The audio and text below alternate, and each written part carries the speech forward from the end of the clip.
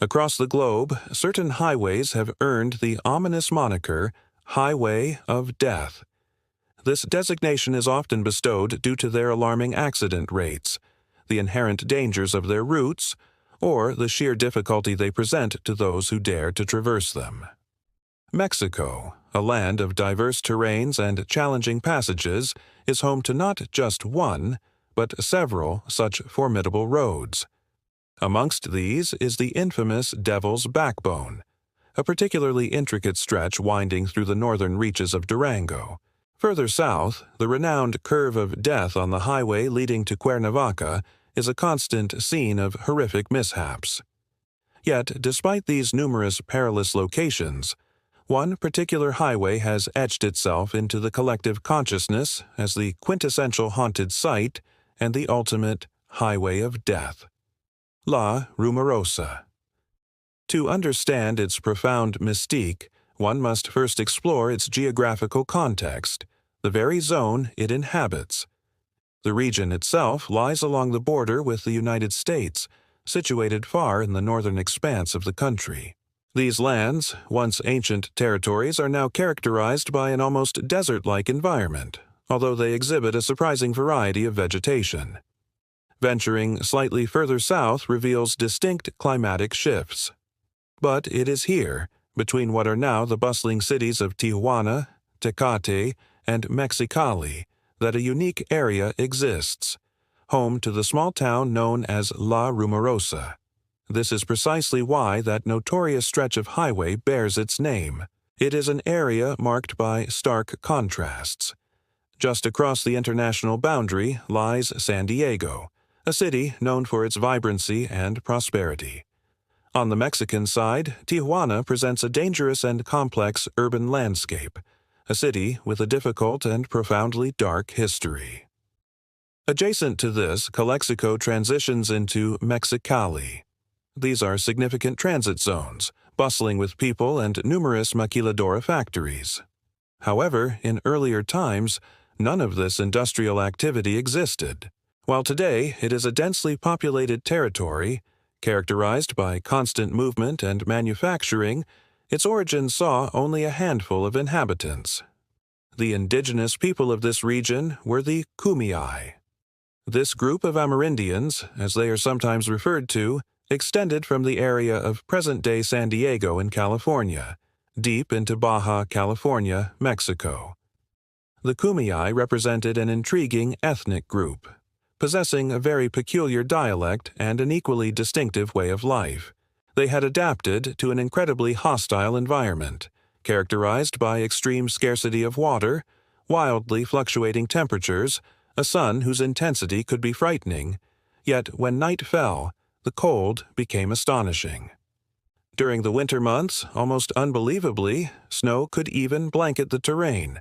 It was, and remains, a profoundly complicated territory. Around the 18th century, specifically the 1760s, the first religious mission was established in San Diego, California, to the north. This was the mission of San Diego de Alcalá.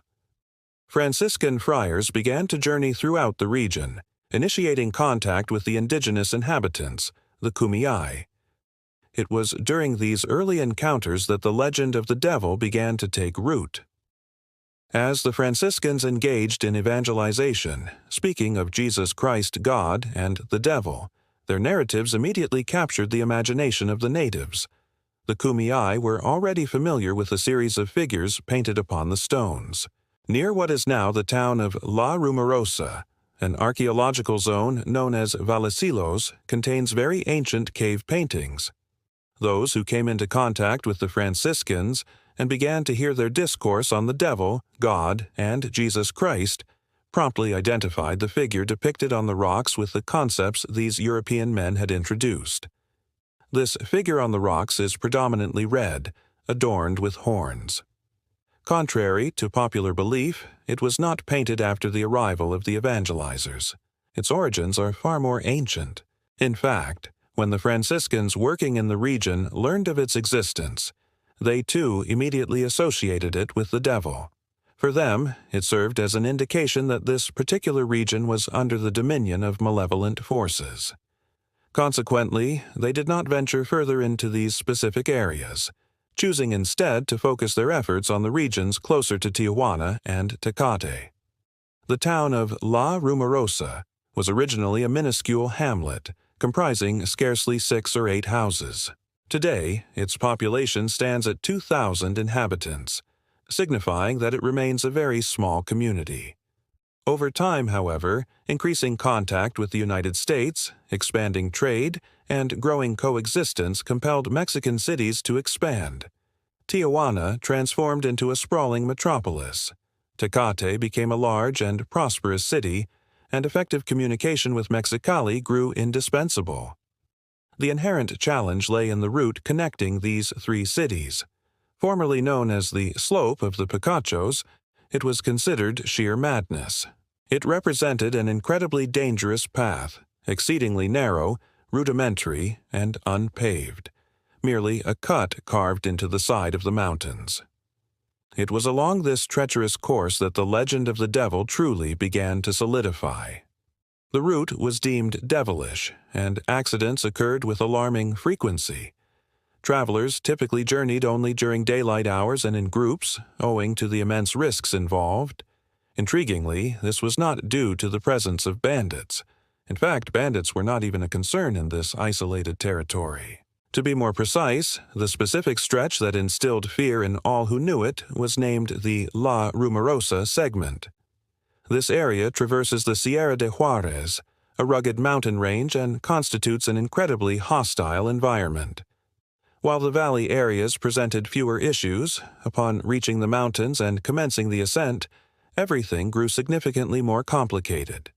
These are exceptionally broken, rocky mountains, almost entirely devoid of vegetation. It was the earliest travelers to these regions who began to call it La Rumorosa, a name derived from a curious auditory phenomenon. When the powerful wind collides with the formidable rock formations, it creates a sound that seems to mimic human speech. Those ancient friars, familiar with the place, aware of the devil's drawing, and hearing the wind's whispers among the stones, asserted that it was the very wind itself that spoke. As a particularly curious detail, many individuals attest that what is heard is not merely a murmur or rumor, but one's own name. It is as if the rocks and the mountain itself are addressing the listener. When the wind howls, it is remarkably easy to become disoriented by what appears to be a voice calling out. Thus, fear permeated the hearts of those who passed through. This route, in addition to being incredibly conflictive, proved to be highly impractical. As the years progressed, the entire vast northern border of Mexico faced significant communication challenges from one side to the other. In the 1940s, this issue became far more pronounced as the United States, which had entered the Second World War, required extensive trade with Mexico. This necessitated raw materials and the constant crossing of people seeking employment. While North Americans were engaged in the war effort, many Mexicans crossed the border to fill vacant positions, with individuals arriving from all regions. Naturally, trade also held significant importance. However, traversing the slope of the Picachos was tantamount to suicide. Many vehicles failed to complete the journey, and even a minor miscalculation could send them plummeting 500 meters into the void below. Enormous cliffs and rocky precipices from which survival was impossible, and recovery of any wreckage was impractical. By 1946, with the Second World War concluded, it became undeniably clear that this situation could not persist. The Mexican government made the decision to design and construct a new, vital highway. This would not be just any road. It was the designated Northern Highway to be named Route 2, or Federal Highway No. 2 of Mexico. In Mexico, highways running from west to east are assigned even numbers, with numbers increasing as they descend toward the southern border. Highways running from north to south are numbered odd. Therefore, Route 2 represents Mexico's primary east-west highway, a truly incredible undertaking. It is a highway stretching over 1,900 kilometers, extending from Matamoros, Tamaulipas, on the coast of the Gulf of Mexico, all the way to Tijuana, on the Pacific coast, far to the north. Although a segment remains unconnected, Highway 2 effectively traces the entire border. The decision was made for the new highway to cross through La Rumorosa, specifically to bypass the perilous slope of the Picachos. A new route was meticulously planned. This new route, however, proved to be a true nightmare in its construction. Work commenced in 1947, and the undertaking was nothing short of madness. It was initially a two-lane road, with one lane for each direction, designed to follow the natural contours of the terrain. This design made it incredibly complicated to navigate. As vehicles grew in size and weight, the highway became ridiculously inoperative. While a large truck in the 1940s might have been a 6-ton vehicle, and a single-axle semi-trailer was considered remarkable, by the 1950s and 1960s, it became evident that the increasing traffic could not safely circulate through its confines. Furthermore, it also became apparent that this highway exhibited an unusually high accident rate, specifically an alarming frequency of fatal accidents. These incredibly tight curves present drivers with the mountain on one side and a sheer 300-meter drop on the other. Large trucks often have to wait for oncoming traffic to clear a turn, subsequently burning their brakes, frequently leading to brake failures. Inexperienced drivers in passenger cars often found themselves completely lost and overwhelmed. The highway grew so complicated and terrifying that many individuals preferred to take extensive detours rather than risk using it. However, for truck drivers, who are bound by specific routes and distances, there was often no alternative. Traveling from Mexicali to Tijuana invariably meant traversing La Rumorosa, and consequently, confronting all the specters said to appear there. The highway itself evokes terror. Merely driving it instills profound fear. In the 1970s, truck drivers understood that only the most skilled among them could safely navigate La Rumorosa. An inexperienced driver would almost certainly end up at the bottom of a cliff. Those older trucks, 1960s models, massive trailers with dual gear levers, offering 24 or even 27 gears, and small sweltering cabins, presented a formidable challenge to operate. An additional detail concerning La Rumorosa must be explained: the wind. The wind in La Rumorosa can reach gusts exceeding 80 kilometers per hour, at times even reaching 90. A closed box truck, be it a trailer, semi-trailer, or tractor-trailer, acts like a massive sail when confronted by a 90-kilometer-per-hour wind, easily swayed by its force. Compounding this challenge is the intense heat, with temperatures often exceeding 40 degrees Celsius and an incredibly hot pavement. For years, the remains of trucks and cars lay at the bottom of the cliffs, unretrieved, serving as grim reminders of the highway's dangers. As time progressed, it became clear that even the updated design was no longer sufficient, leading to the planning of a new highway, a new 30-kilometer stretch of this Route 2, National Route Number 2. In the area of La Rumorosa, an entirely new highway was designed, now featuring 2 lanes for each direction of travel. However, despite these considerable efforts and the construction of numerous bridges and tunnels aimed at bypassing the most perilous sections, the reality is that it continues to be an incredibly dangerous route. Approximately 200 fatal accidents occur each year, with some estimates suggesting the number is even higher. A statistic from 2021, just a few months prior, indicated an average of 20 truck accidents per month, practically one every day, many of which involved catastrophic conditions and resulted in fatalities. These accidents are attributed to a multitude of factors: the persistent, strong winds, driver fatigue from navigating such a complicated route, lack of skill, excessive speed, sudden brake failures and rollovers that often claim not only the truck driver, but also any cars caught in their path. Yet there are also accounts of other, stranger phenomena. It is a route steeped in numerous legends, filled with countless stories of apparitions and the deceased. One of the most widely known legends, which has endured as a persistent tale, is that of the nurse. For years, dating back to the era when the highway was a simpler single-lane road in each direction, the legend of the nurse began to circulate. Many drivers recounted how, suddenly, in the dead of night, on that solitary road where only they and an occasional oncoming vehicle passed, they would encounter a woman dressed in white at the roadside. The woman would signal as the truck driver proceeded very slowly, whether ascending or descending, a necessary precaution. As the driver maintained that low speed, controlling their heavy vehicle, the truck's headlights would reveal this woman in white. Finally, as the truck approached, the driver would distinguish that it was a woman dressed as a nurse, standing at the roadside in an implausible location.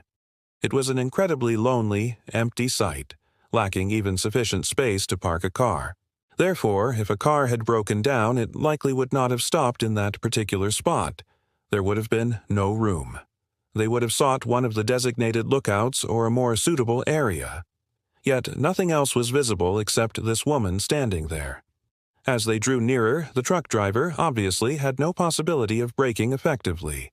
In this specific location, abrupt braking was not an option, and simply stopping the truck there would have been a grave error. So they continued on their way, perhaps intending to report the sighting a little further ahead upon reaching a town or a place where a patrol car might be found. They proceeded a few meters, carefully controlling the heavy truck, when suddenly, turning their head, the nurse was observed sitting next to them. Terrified, many truck drivers continued driving without daring to turn their heads again. Others, in their fright, lost control of their vehicles and plunged off the cliff. Some, however, were fortunate. A little further ahead, past the horseshoe curve and other bends, the ghostly figure would fade away. It is described as an appearance that initially seems solid and clear, but then suddenly begins to turn transparent, gradually becoming more ethereal until it vanishes completely. The legend asserts that the nurse of La Rumorosa was a real woman named Eva. The legend offers no further specific details, remaining somewhat vague, as is common with such tales. Eva was a nurse who lived and worked in La Rumorosa, employed near there in an old hospital that served patients with mental illnesses, tuberculosis, and various other conditions. This old hospital, which was eventually closed in the 1970s, was her workplace. However, like many nurses, she also attended to patients who sought her out for injections, checkups, or wound care. According to the legend, which exists in many versions, one particular night Eva had returned home from work utterly exhausted, and had not even had the chance to change out of her nurse's uniform when someone urgently knocked at her door pleading for her help. It was a woman from a nearby rancheria, a small hamlet of a few houses. This woman desperately implored Eva to come, as her son required immediate attention. He needed a wound healed or an injury fixed. There was no one else in the locality. Eva, the nurse, was the only one available. Eva agreed to go, but asked for a short time to rest and eat something before setting out. The woman insisted on the urgency, highlighting the danger of walking alone at night to reach the hamlet. Eva, however, expressed no fear, simply asking for directions. The woman explained the route. Eva believed she understood, according to the legend. After a while, Eva bid farewell to her family, informing them she would return later. She set off to attend to the matter, taking some medical supplies, gauzes, threads, and other healing materials in a bag. Her family watched as she walked away along the dusty street of La Rumorosa, heading precisely in the direction of Valecitos, until she disappeared from sight in the distance. Hours later, the family of the boy who had sought Eva's help returned, insisting that she had not arrived. They were informed that she had indeed departed. Yet she never reached her destination, nor did she ever return home. She was lost. It is crucial to remember that while daytime temperatures can reach 40 degrees Celsius, at night they can plummet to 10 degrees in an incredibly dry environment.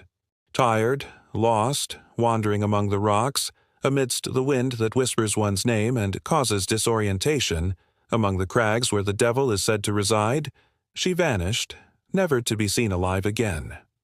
Nevertheless, many drivers have reported seeing her, asking for a ride, seemingly attempting to reach a destination, trying to orient herself, or seeking direction.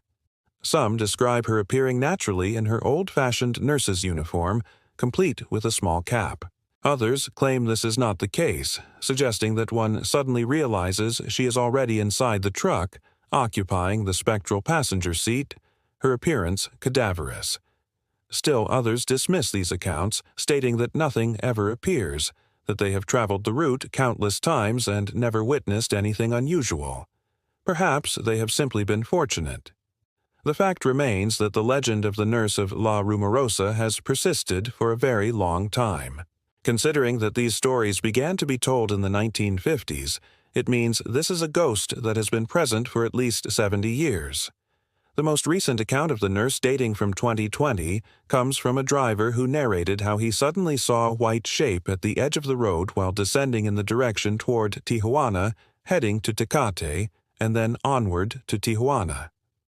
As he drove down, almost at the end of La Rumorosa, he suddenly perceived this white shape moving, and then realized it was no longer on the road but had appeared on top of his truck in the passenger seat.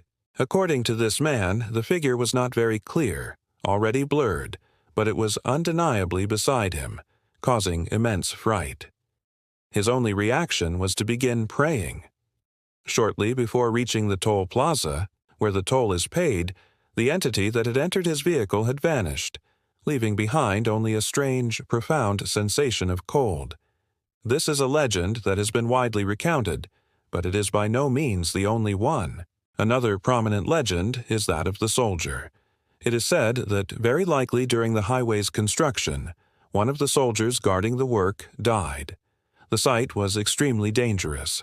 When the construction of La Rumorosa began, many of the workers, heavy machinery operators, truck drivers, suffered from various illnesses. Some even perished from dehydration, animal bites, or sun exposure, among other perils.